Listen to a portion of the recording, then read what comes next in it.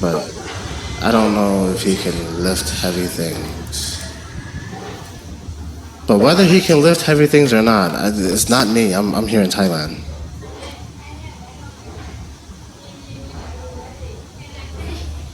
Sure. My master would love it. He would love to put your friend to work. He can call your friend's name, not my name. Yeah.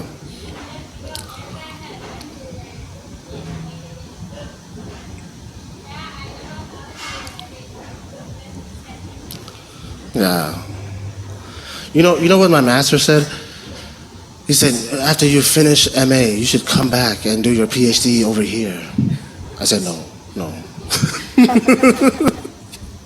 No, I don't want to do my PhD over there. If I don't have a choice?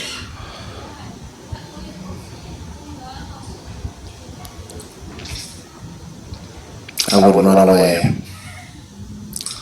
I would like buy a plane ticket to the Philippines and just go hide in the Philippines. I am not going back. Yeah, so for 8 years, I've had so many different careers, so many different occupations. Yeah. Can you believe it? I was a carpenter, construction worker, a chef, a botanist, a gardener. I've dealt with plants and bushes. I was a painter. I was a road worker. So many things. I don't want to go back. They're telling me, no, I don't want to finish my PhD over here.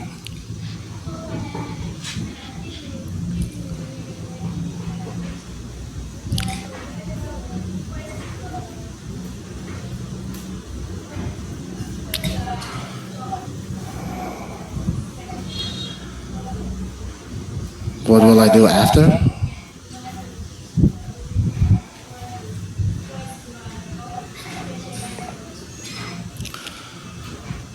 Honestly, I don't know. I sort of, when I applied for IBSC, I was thinking that maybe there would, we would specialize in something. But then when I got here, we're like learning so many different things.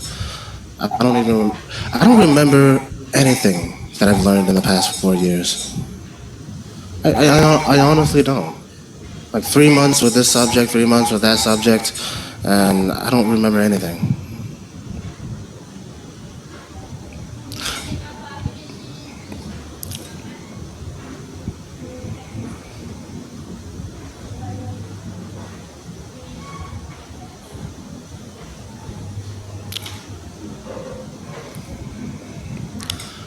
I like the way you think.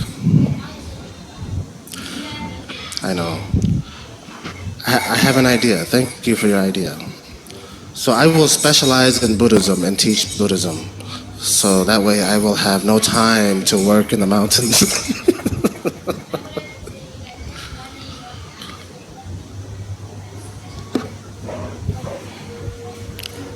Yeah.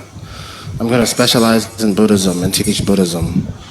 That way when my master calls me, we need help in the mountain, I'm busy teaching.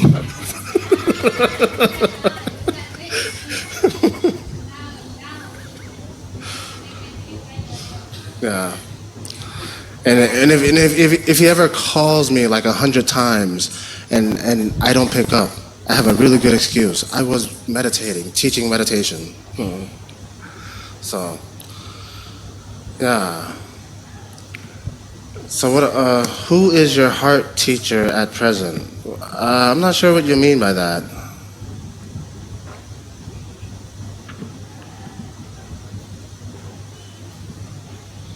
Who is your heart teacher? Let's go to USA, yes. I was supposed to go back home for the summer. And then my mother said, no, you stay in Thailand. My master, no, stay in Thailand. So I had to stay in Thailand.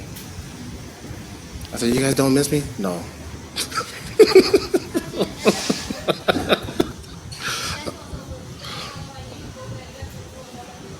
That's true. That's true. The only thing that, at the time, the only thing I was thinking of, I'm like, I'm gonna go back to America and just eat like so many different foods that I haven't had in 2 years. And then my mother and my master said, no, stay in Thailand. Don't come back. Nobody loves you anymore.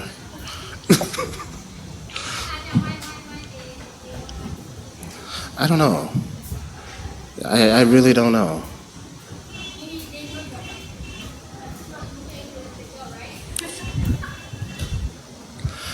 I honestly don't know why they didn't want me to come back, but I guess it's a good thing that I didn't go back, because we had this English language boot camp for like 3 months. It was pretty awesome. Began teaching every day, 7 days a week.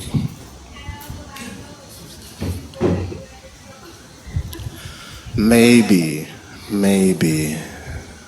yeah. Or maybe I should disrobe in Thailand and find a wife. Yeah. I was joking with them before I came to Thailand, but I said it in Thai. I said, I will go to Thailand as a monk and come back as a father. Yeah. I don't know if that's gonna work out.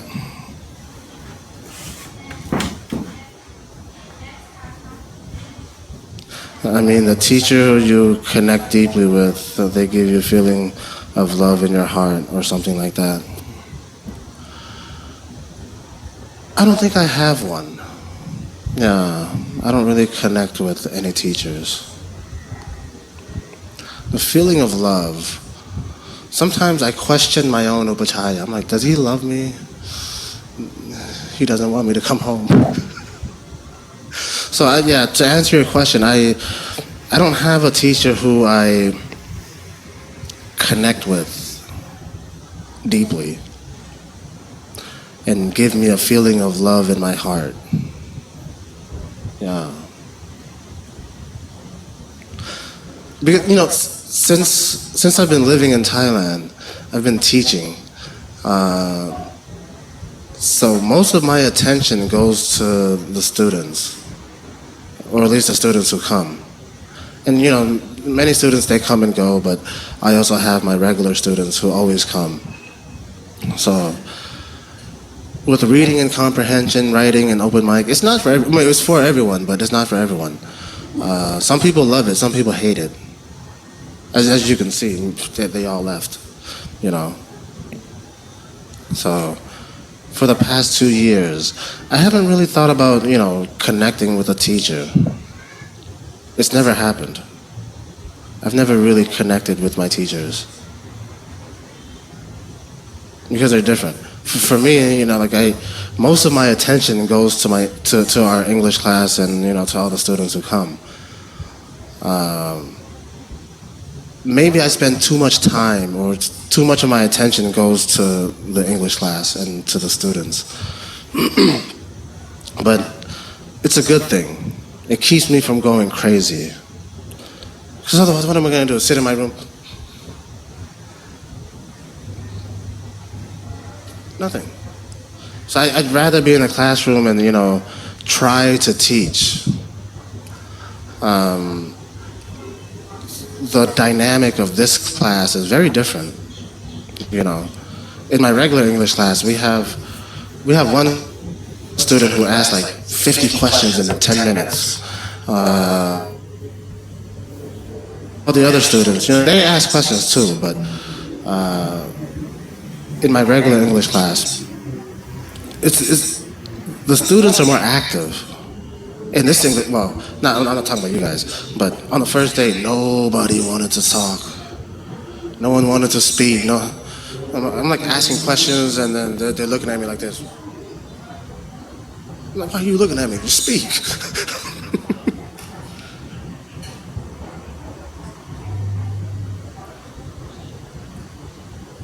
Yeah. I tried to change it from like the very beginning. And it has changed. But I don't know what people want. When you give them what they want, they stop coming. Like last year, I was like, oh, we should have a conversation. Okay. The next day, they just stop coming. we should divide the class into groups and have like a group conversation. And then they all stopped coming. We should have writing class, open writing class. They all stopped coming. I'm sorry? I've tried so many things. And every time I tried those things, they all left. So I don't know what they want. You know? So we can try whatever you guys want to try, but if you guys leave, then I will never listen to you guys ever again. But yeah, you know, I've tried so many things in the beginning, so many different activities. They always suggest this, suggest that, and I give it to them, and then they don't participate. So I don't know what else to say. You give them what they want, and then they just stop coming. So with my regular English class, you know, they come every day. So I feel like they're satisfied with what I have to offer. As for everyone else, just one day and they just leave. You know, they didn't even give me a chance. Not even 1 week. Just one day. All the students who ask me, how can we improve? They're not here. You know, so yeah, we can try anything that you guys want to try. And I know you really want to join this civil engineering class. I think you'd love that class. Perhaps you can take over. Yeah. Any online students would like to speak?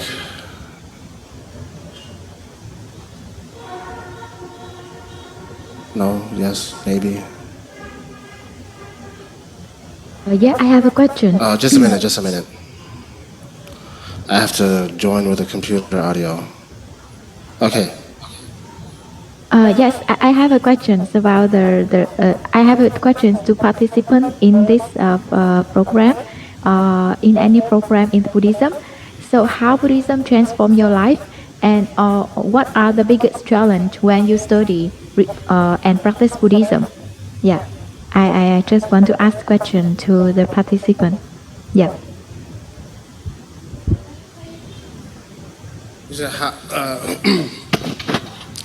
How did Buddhism transform your life? What are the biggest challenges when you study and practice? I have not answered that. Thank you.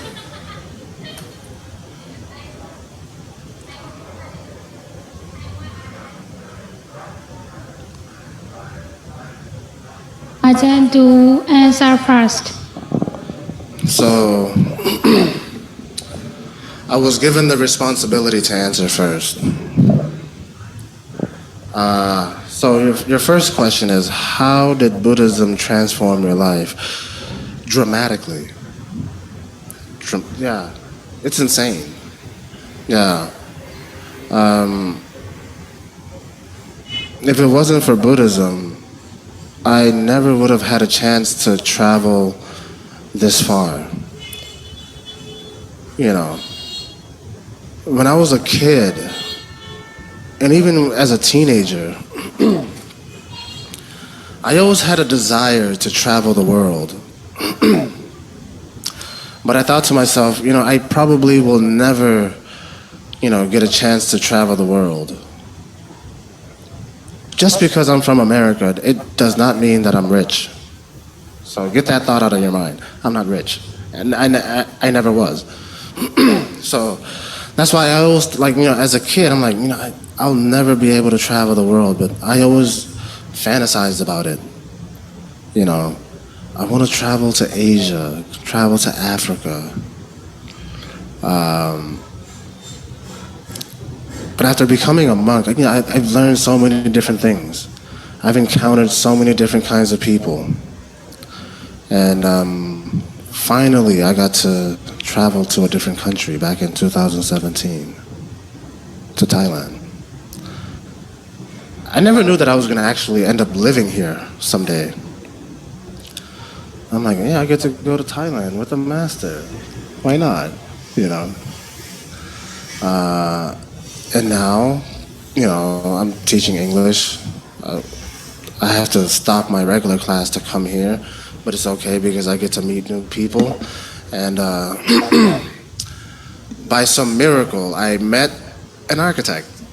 So I guess, you know, coming here was a blessing.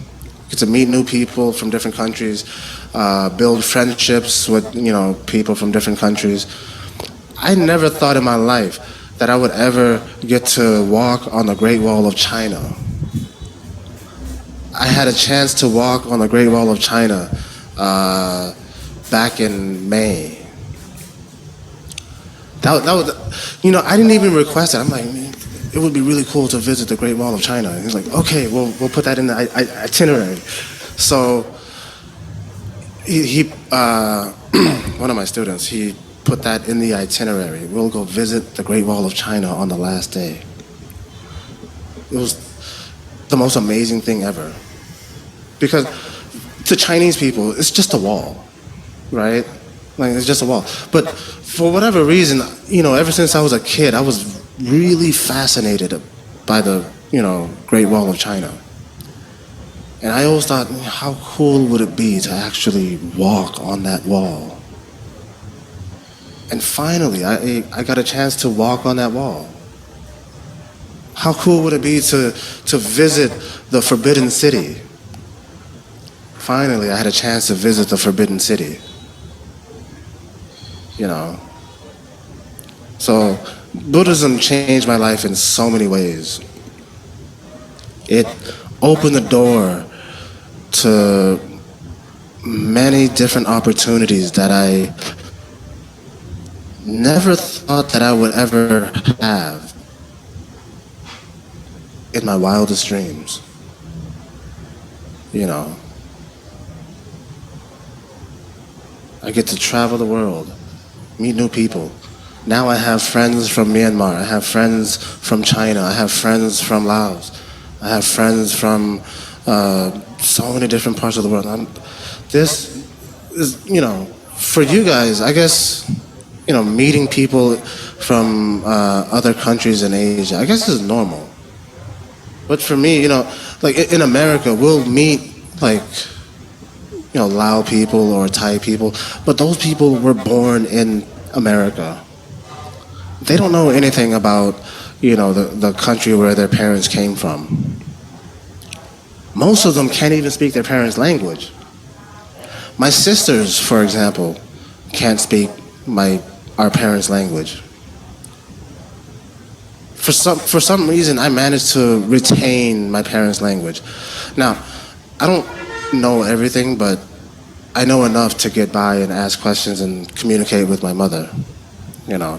But for my older sister and my younger sister, they have to communicate with my mom in English. They don't know enough to hold a conversation in my parents' language. For me, I managed to retain my parents' language and also learn Thai and learn Lao, you know. Now, I'm not fluent, but it's enough to get by. Enough to ask questions and say what I want to say. And that's it. But the language that I'm strongest in is English. Because, you know, from the time I was like 4 years old, I've had so many, you know, all of my friends were Americans, you know. From primary school all the way to high school, Americans, English. But I don't know how lucky I was or how I got lucky to be able to, you know, retain my parents' language. Because most of the people who were born in America, they have lost everything. They don't have their parents' language. They don't have their parents' culture. They don't understand anything. Now, I'm not saying that I understand everything, but, you know, just enough to sort of get by, you know. But yeah, Buddhism transformed my life in such a big way. I'm doing something positive, you know. I'm learning so many different things from so many different people. And you know, moving to Thailand, I got to learn more about Buddhism than I ever did when I was in California. Now, don't get me wrong, I'm not saying that my master and all the other Thai monks at my temple did not teach me Buddhism. They taught me whatever they could in the time that they had, because they're also very busy, okay? My master, he has to manage 5 different temples and all the lay people and many different projects. The other monks, you know, they have to cook, they have to do so many other things. So I also learned from, you know, the Thai lay people. Now keep in mind, I did not learn about Buddhism until I was 23 years old. I ordained, okay, I became a monk on the day of my 23rd birthday, October 17th. That's my birthday. That was the day I ordained as a monk. And from that time onwards, that's when I began learning about Buddhism. Before that, I had no understanding of Kamma and, you know, Dana, and, you know, all of these Buddhist concepts. I did not learn about that until I, you know, began living at a Thai temple. I had no idea about merit. Had you asked me about merit when I was, you know, 16, 17 years old, I would not be able to answer you. Because the American society was not designed to support Buddhism. Is it legal to walk around with your alms bowl? Yes, it's legal. There's no law that says you are not allowed to walk around with your alms bowl. But the question is, will you receive food? You can walk around for 6 hours. No one will put anything in your bowl. Yeah. Yes. That's a good question. So for Thai monks and other monks, you know, from different countries who live in America, they depend mainly on the people from their country and other Asian people who, you know, believe in Buddhism and have practiced Buddhism. So with Thai monks, they depend on Thai people and also Vietnamese people and other Asians who believe in Buddhism. Yeah. With my master, you know, the main reason why Vietnamese people and Chinese people visit our temple is because of fortune telling. They love fortune telling, right? Chinese people, they love fortune telling. They want to know the future. That's the reason why they visit my master. Yeah. My master, he said, one day you will become a teacher. I said, yeah. Now. Yeah. It's weird. Yeah. It was like 10 years ago, 11 years ago, my master, he looked at me, he said, in the future, you will become a teacher. I said, yeah.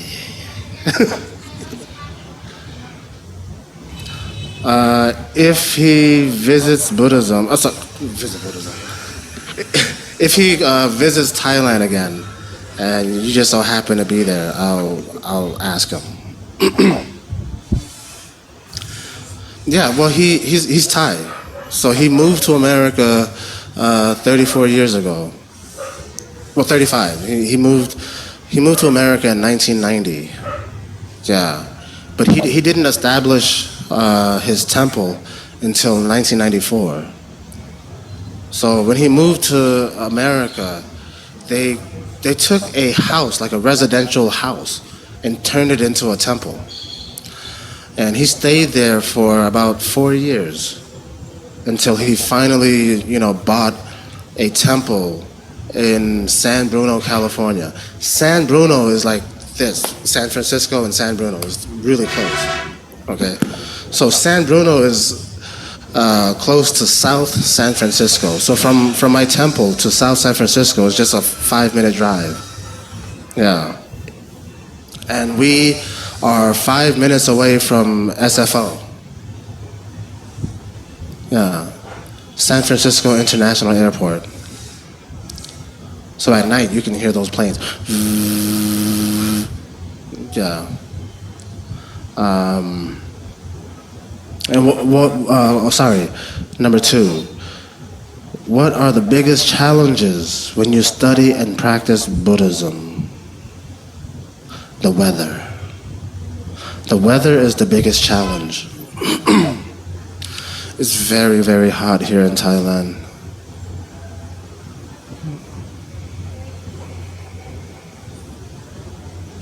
No. Now,